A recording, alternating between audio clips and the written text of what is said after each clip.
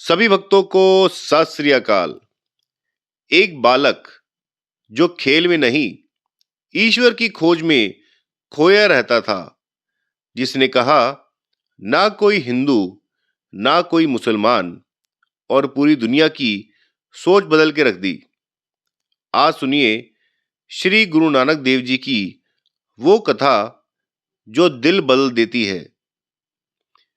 भारत की पावन धरती पर एक ऐसा समय था जब इंसान इंसान से ऊंचा नीचा था। धर्म के नाम पर दीवारें थी और ईश्वर को पाने के लिए लोग जंगलों में भटक रहे थे। उसी समय ईश्वर ने मानवता को राह दिखाने के लिए एक आत्मा को भेजा। नाम था नानक, जो आगे चलकर कहलाए श्री गुरु नानक देव जी। उनकी जन्म कथा की कहानी भी बहुत ही अजीब है। साल था 1469, स्थान तलवंडी, आज जिसे हम ननकाना साहिब कहते हैं। घर में खुशी थी। माता तृप्ति देवी की गोद में एक बालक आया था, पर यह बालक अलग था। जब बच्चे खेलते, नानक चुपचाप आकाश को देखते, जैसे किसी से बातें कर रहे हो। लोग पूछते, क्या सोचते रहते हो नानक? नानक मुस्कुरा कर कहते, जिसने ये सब बनाया है उसी को। एक दिन की बात है, पिता बोले, आज नानक का जनेऊ होगा। पंडित आए, मंत्र बोले जाने लगे। तभी नानक ने शांत स्वर में कहा, पंडित जी, आज जनेऊ देना है तो ऐसा दीजिए जो टूटे नहीं, जो झूठ से बचे, जो अहंकार ना होने दे। सभा सन्न रह गई। नानक बोले, धागा शरीर को सजाता है, पर धर्म वो है जो मन को पवित्र करे। यहीं से लोगों को समझ आ गया, यह बालक साधारण नहीं है। एक और किस्सा है। पिता ने कुछ पैसे दिए और कहा, जाओ नानक, कोई सच्चा सौदा करो। रास्ते में नानक ने देखा, कुछ साधु भूखे बैठे हैं, आंखों में भूख, चेहरे पर शांति।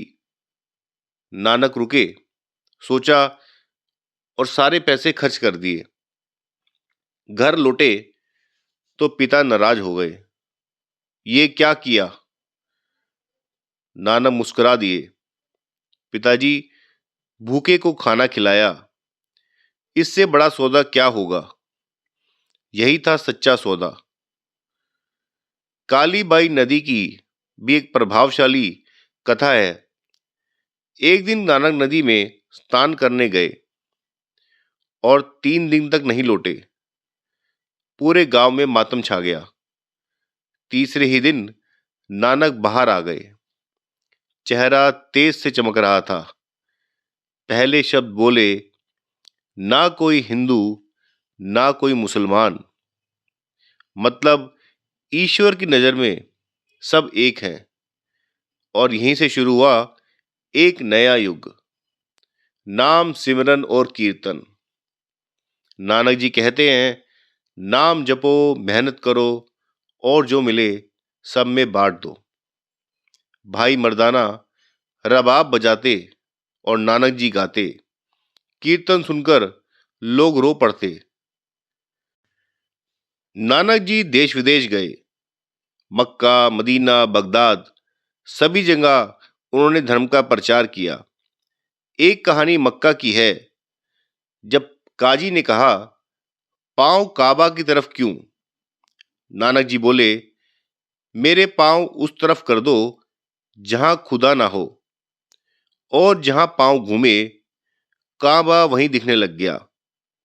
सभी नतमस्तक हो गए। उस दिन सबको पता लग गया कि गुरु नानक जी कोई साधारण संत नहीं है। एक वाकया लंगर का भी है।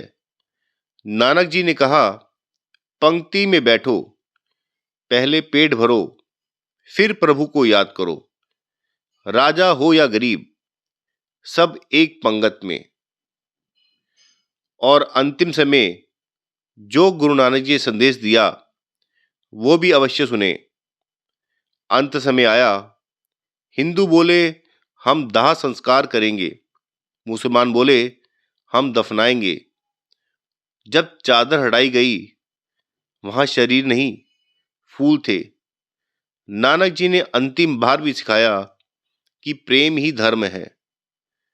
नानक नाम चढ़दी कला, तेरे भाने सरबद्दा भला। अगर आपको ये कथा छू गई हो तो इसे दूसरों तक जरूर पहुंचाएं, क्योंकि गुरु नानक देव जी सिर्फ सिखों के नहीं, पूरी मानवता के गुरु हैं। वाहे गुरु जी का खालसा, वाहे गुरु जी की फतेह। आपको ये कथा कैसी लगी आप हमें कृपया कमेंट करके बताएं। चैनल पे नए हैं तो चैनल को लाइक शेयर सब्सक्राइब करना ना भूलें। आगे भी मैं ऐसी संतों की वाणी आपके सामने लाते रहेंगे। चैनल पे बने रहने के लिए आपका धन्यवाद। बोले सो निहाल, सत श्री अकाल।